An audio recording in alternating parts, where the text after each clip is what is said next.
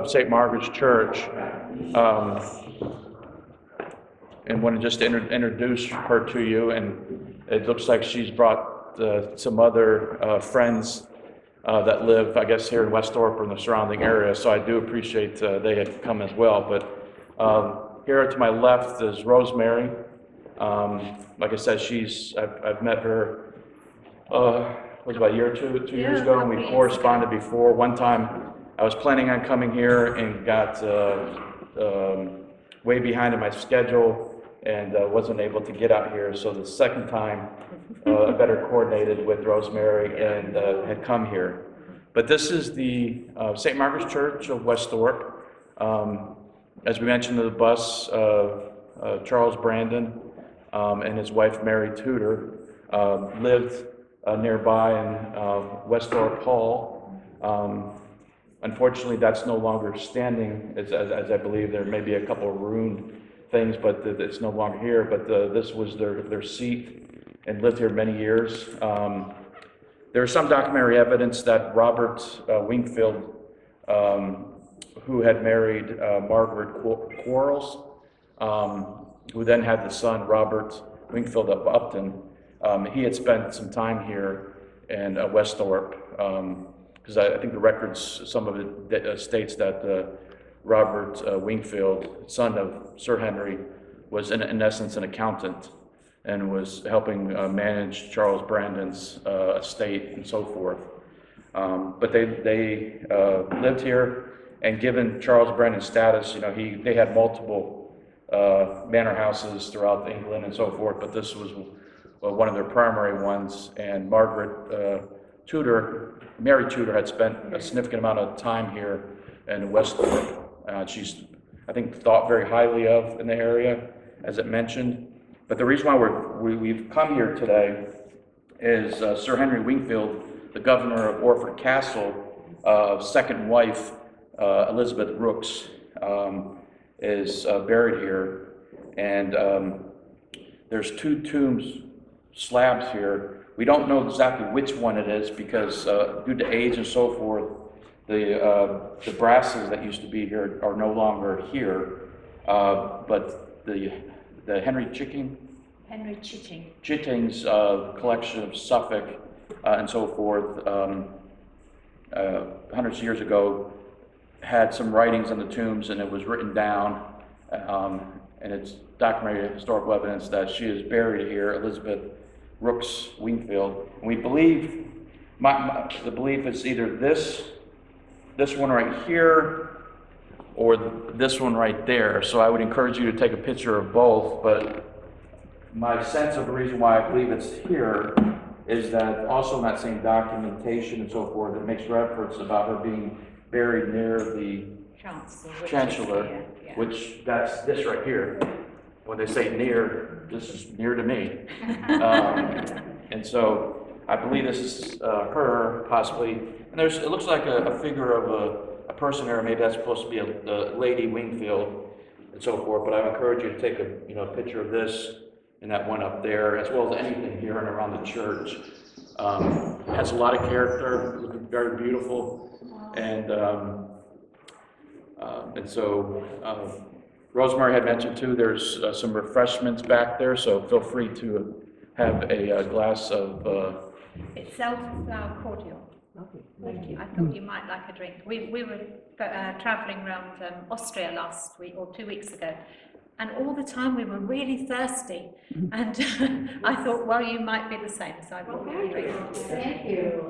Just to say a bit about Henry Chitting, where Stephen mentioned his recording of these grave slabs. Henry Chitting was a royal herald, and in 1612 he did a visitation of several of the churches in Suffolk, and Westhorpe luckily was one of them. And what he did was he came in and he recorded everything that he saw as a memorial. And that is our prime source of evidence that Elizabeth is here, because when he came, all the brass slabs were on there, and he could write all that down, and that's where we get this from. And as Stephen says, I'm sort of pretty much with him. I think it's this one. And there's just one other connection with this church and the Wingfield family. The Barrow family were lords of the manor in 16th, 17th century, and there's a memorial there to William Barrow. His first wife was born a Wingfield. She was Frances. She was the daughter of Robert, and if you look at the memorial, the wording underneath is in Latin, but you can pick out the name, the wife and her name, and then there's 3 shields above their head, and the first one is a mixture of the Barrow shield and the Wingfield shield, and you can see, I don't know anything about heraldry, but there's a bit that goes down like that in red. Yes. Yeah? Yes. And that's it has there. the 3 wings. Three wings. The 3 wings that look like wings or angel wings. We wondered what they were. Yes, and that's kind of the symbol for the Wingfield Right, okay. family. So that's there. So we do actually have a bit of evidence that you can look at to know that there is definitely a Wingfield connection. And am I correct as well, as I understand, is the wife of Charles Brandon, Mary Tudor, had died in Westhorpe. She died in Westhorpe, yes, she did. Where they lived at Westhorpe Hall, there is still a little bit of evidence of the palace, because it was a real palace. It was enormous. It was his main residence as Duke of Suffolk. She died there. She stayed there probably for about 3 or 4 weeks after her death, while the masses were said, and then she was taken to Bury by procession and buried in the Abbey. When the Abbey was dissolved, she was moved into the church of Bury.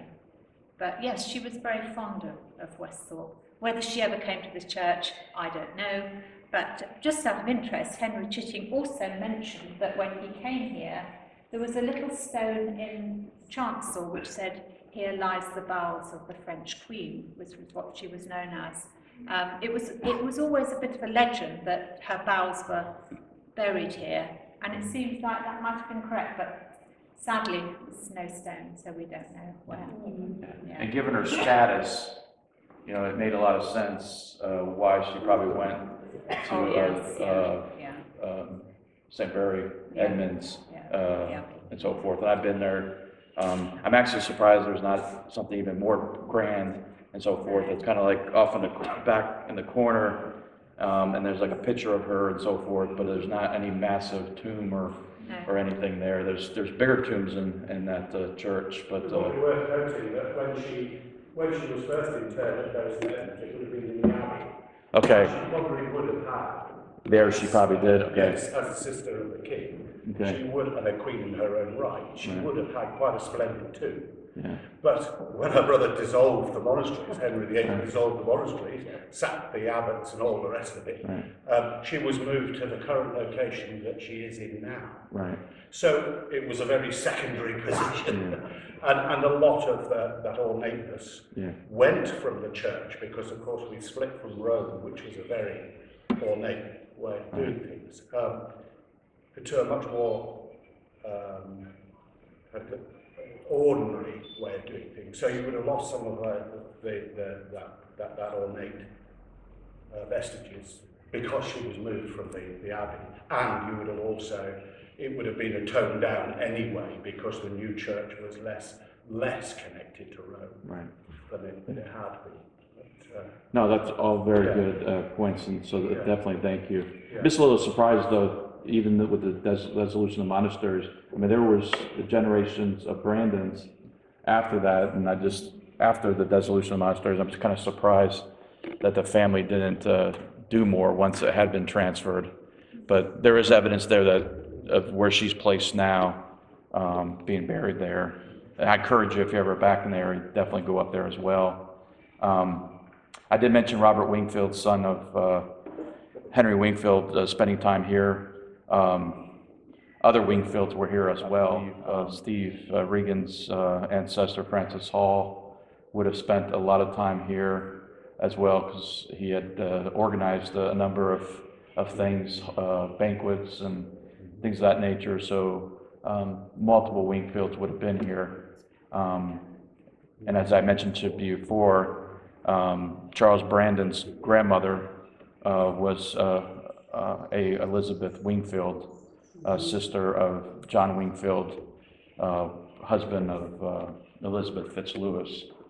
And so that's his Wingfield connection. And when he was Earl and then eventually Duke of Suffolk, at the time, the Duke of Norfolk probably was, at the beginning, was more powerful. He had a lot of the more experienced administrators and so forth. And Charles Brandon didn't have that. So the next best thing is to rely on family members to help him. So he had a number of cousins, family members and so forth help him, during his time as Earl and Duke of Suffolk. So there likely was a number of Wingfields here in Westhorpe as well as surrounding areas as well. And so if you find more evidence, definitely share with the Wingfield Family Society, but there's a lot of evidence out there already that states this. Lovely. Good. Well, welcome to you all. Please look around the church, and if you'd like a drink, I'll willingly give you one. Okay. Okay. Thank you Good. very much. Thank you very much. Thank you.